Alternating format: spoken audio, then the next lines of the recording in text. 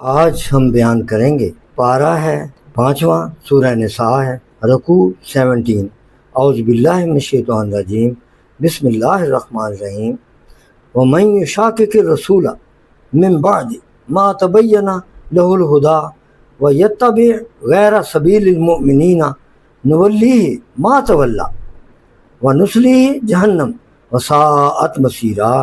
میں نے جو یشاقق الرسول، جو رسول کے خلاف چلے، کرے کوئی بات، کوئی بھی کام، من بعد ما تبین لہ الہدی، جبکہ اس کے اوپر راستہ کھل چکا، حق کا راستہ۔ آقا انعامدار صلی اللہ علیہ وسلم نے آ کر حق کا راستہ کھول دیا سب کے آگے، اور مسلمانوں کی راہ سے جدا راہ چلے، یہ بھی بتایا۔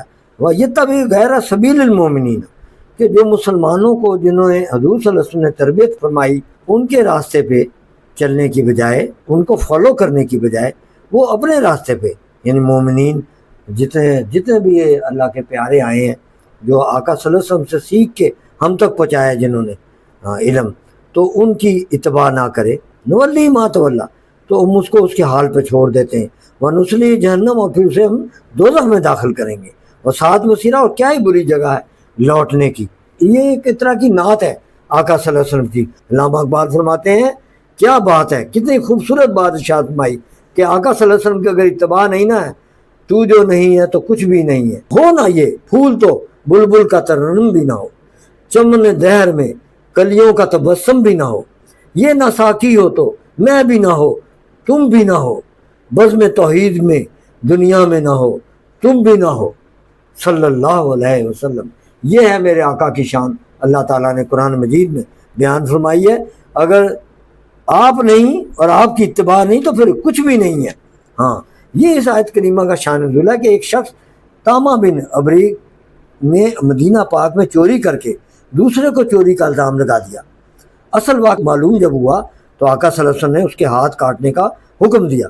وہ اس حکم کو سن کر راتوں رات مکہ مکرمہ سے بھاگ گیا اور کفار مکہ سے مل گیا، انہی کا دین اختیار کر لیا اور وہاں ہی کافر ہو کر مر گیا۔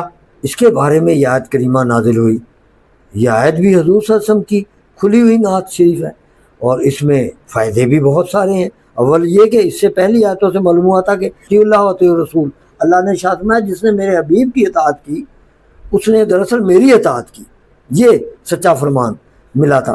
اور اس سے وہ کہ جو حضور صلی اللہ علیہ وسلم کی کسی امر میں مخالفت کرے، ہاں جیسے وہ بھاگ گیا، وہ خداوند تعالیٰ کی بارگاہ کا مردود ہے، اور اس کو ٹھکانہ بھی بتا دیا کہ اس کا ٹھکانہ جو ہے جہنم ہے۔ اور دوسرے یہ کہ بارگاہ مصطفیٰ جو ہے صلی اللہ علیہ وسلم سے نکالا ہوا، خدائی میں تو کیا خدا کے ہاں بھی امن سے نہیں رہ سکتا۔ ایک شخص وحی کا لکھنے والا تھا، مرتد ہو گیا اور بھاگ کر کفار سے مل گیا۔ جب وہ مرا تو اس کو دفن کیا گیا تو زمین نے بھی اس کی لاش قبول نہ کی، باہر نکال کے پھینک دی۔ بار بار دفن کیا جاتا تھا اور زمین بار بار باہر نکال کے پھینک دیتی تھی۔ اور یہ کہ اگر ہدایت پر قائم رہنا ہے تو اس مذہب اور اس راستے کو اختیار کرو جو تمام، یعنی آخر فرمایا یتبع غیر سبیل المؤمنین، جو اولیاء کرام تمام جتنے بھی ہمارے مشائخ ہیں، جتنے اللہ کے پیارے ہیں، جو حضور صلی اللہ علیہ وسلم کی تعلیمات دیتے ہیں، عالم دین ہیں، ان کی اتباع کی جائے عام مسلمانوں کو۔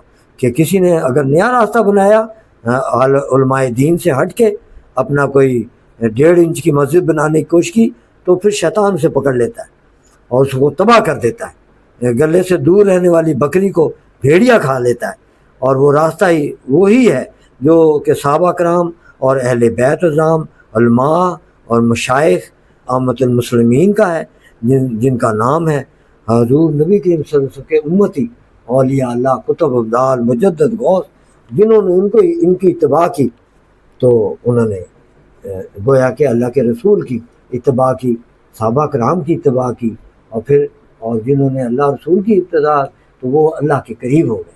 وآخر دعوانا الحمدللہ رب العالمین والصلاۃ والسلام علیک یا خاتم النبیین، صدق اللہ علیہ۔